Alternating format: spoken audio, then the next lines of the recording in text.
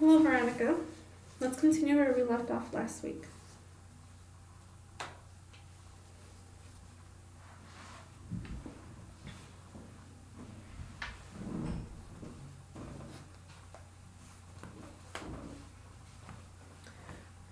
Well, let's begin with what you did today.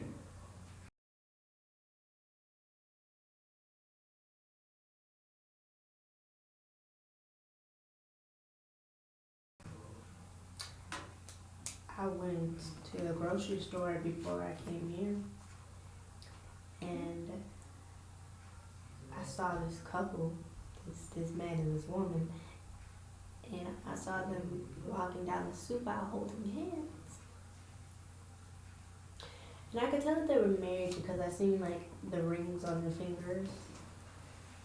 And, they looked all happy and, comfortable. And I ran into them again after I finished getting everything that I needed for dinner. And they were right in front of me when we were standing in line to pay. And apparently the wife had forgot something, so she went back and she left her husband at the cashier, at the register, and I saw him flirting. I saw him.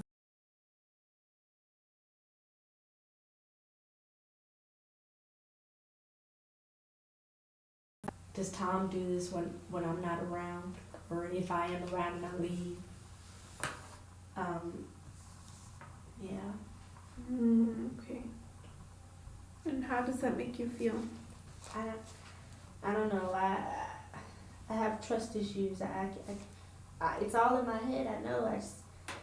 I can't seem to trust my husband. When he goes out with his buddies, I'm not sure that he's telling me exactly where he's going, or I'm not sure if he's telling me exactly who he's with. I try to think that he will always be honest with me when it comes to those things or everything, and I don't know. I just can't seem to shake. I can't seem to shake these thoughts off or the anxiety.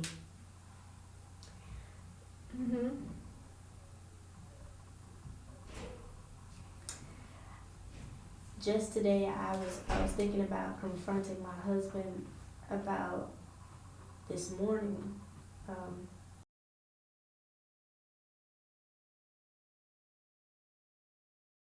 By the bedside, and I checked his phone because it had a notification of a text message, so I checked it, and it said that it was from Jamie, and it was asking about the portfolio.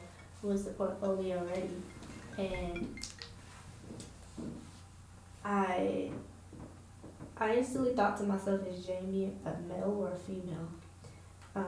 I know it shouldn't matter, it's just work, but still, Tom is such a friendly person that he makes me wonder, because he makes friends everywhere he goes. And then I feel like I'm not good enough for him. I don't feel like he's.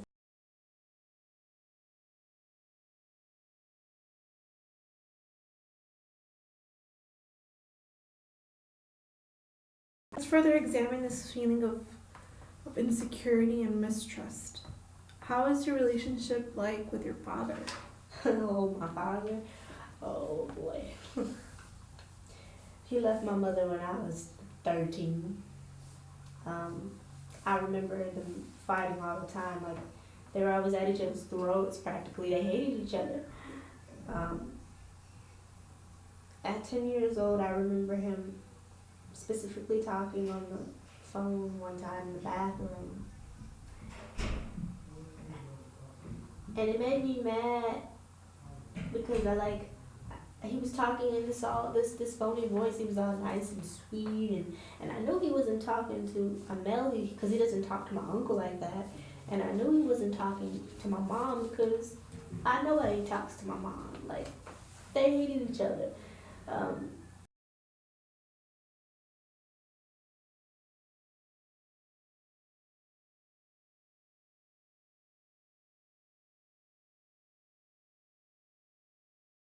because I knew, I knew what he was doing. And one day I actually caught my dad cheating on my mother.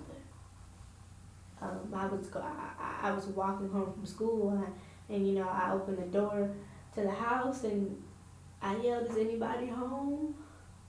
And he runs downstairs, like hair all wild. He's sweating, like his clothes are misplaced on his body. And then there comes another woman downstairs. She's half dressed. And so I immediately tell my mother. And she told me that things like this happen in relationships and you just gotta learn how to forgive them.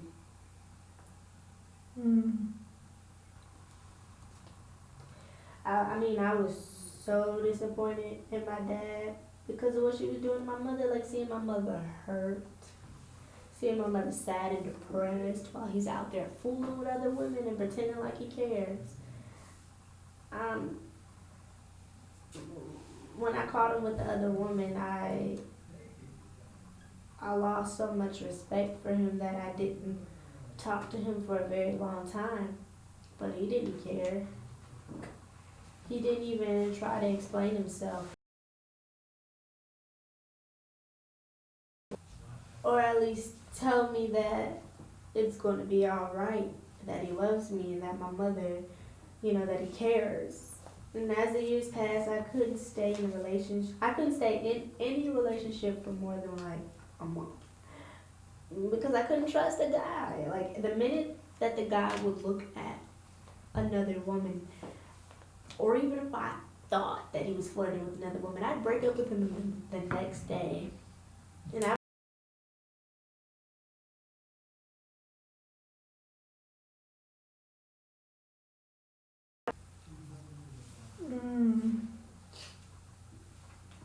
So do you think your relationship with your father made you develop those trust issues with your husband? Yeah. I feel like I should not I feel guilty for feeling this way. Like I know I shouldn't feel this way. I didn't want to feel this way. Cheaters. So like when I met Tom, I felt like I had to put up a guard instantly though. Like it took a long time for me to feel comfortable with him, for me to feel like I could trust him. Eventually I did, and here we are. We're married. We ended up getting married, and like now I feel like that was a mistake.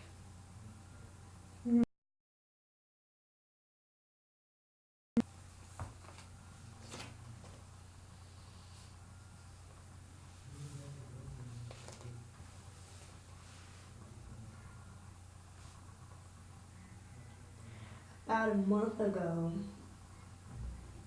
no, I'm exaggerating. It's really like a week ago. I had this dream that I was asleep in our bed at home, and my daughter walks into our room and she wakes me up, and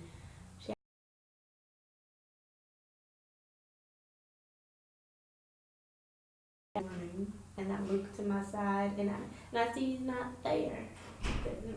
The other side of the bed is neatly folded up like he wasn't even asleep. And then I asked her, I said, well, why do you need to know where Daddy is? And she said, because he's the only one that can get the monsters out of my closet for me.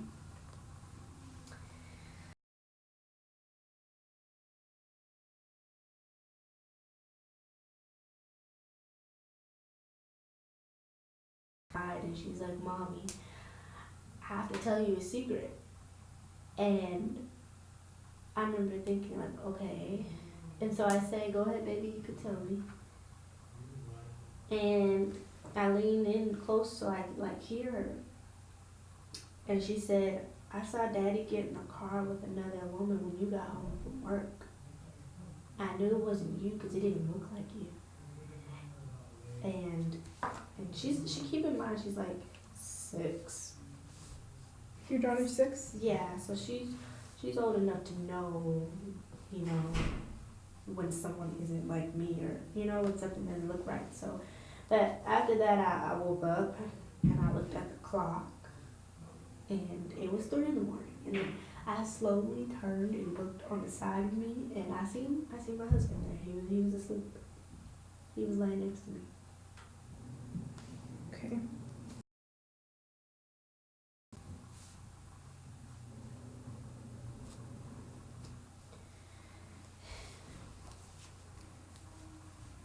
And it makes me think about another time when I had gotten home from work early before my husband did, and he came home and I gave him a hug, and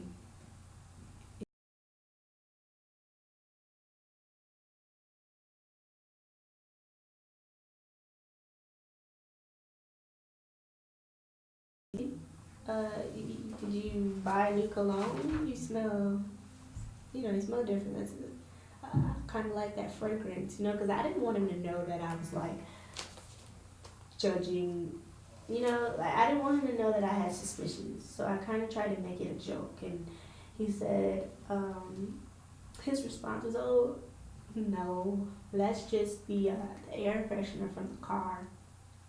I bought a new one today." And then he walks away, and he, goes to get in the shower. And, I don't know. I just felt like he was lying. Like, stop lying. You're lying. You're lying. I don't know. I see.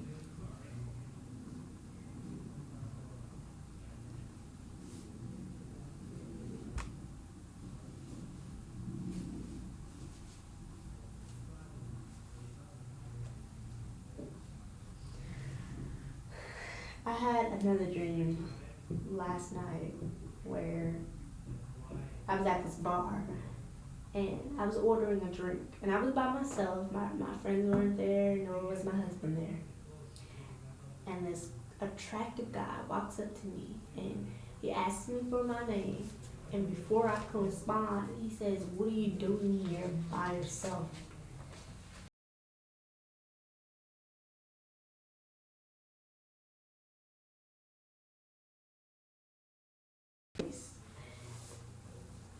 And so I took the number and I put it in my purse. And I didn't know what else to say, so I told him in the dream that I'd call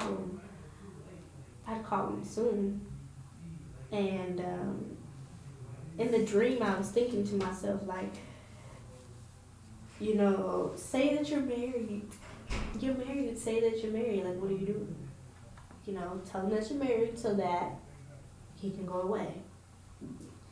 And then I heard, but I had this other thought that he's really, really, really, really cute. And when your husband's not home, you should call him.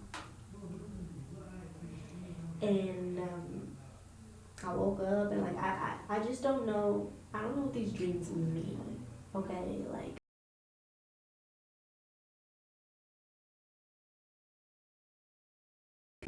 I don't know if they're confirming my suspicions or if they're like warning me not to ruin my marriage by acting on my suspicions. I'm very confused. I feel angry for no reason. I feel like, I don't know. Okay. So, Veronica, we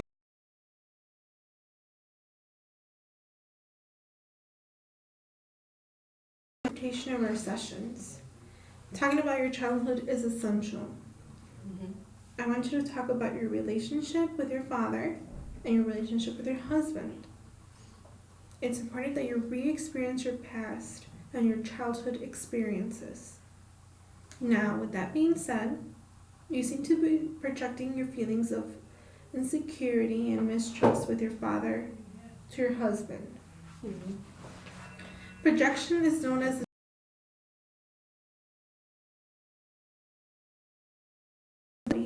You're the one who's doing the unpleasant act and blaming the other.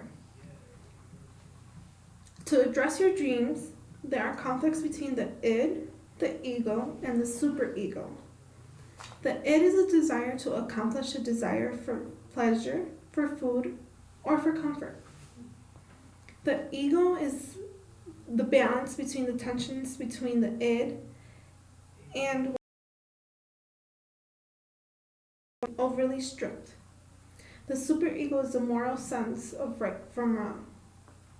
So just think about like in the cartoons where, you know, it's your conscience that you have like an angel and the devil on each shoulder, and your brain is kind of like a mediator, which is the ego. So you have the id, the superego, and the ego.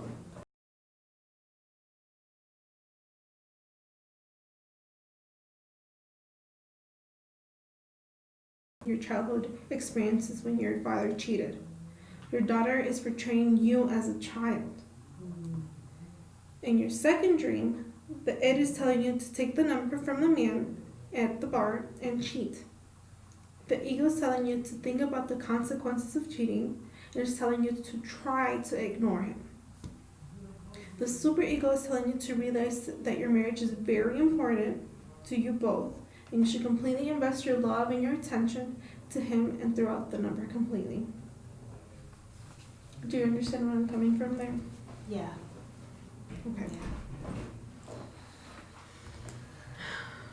Okay, so I noticed that our time is up.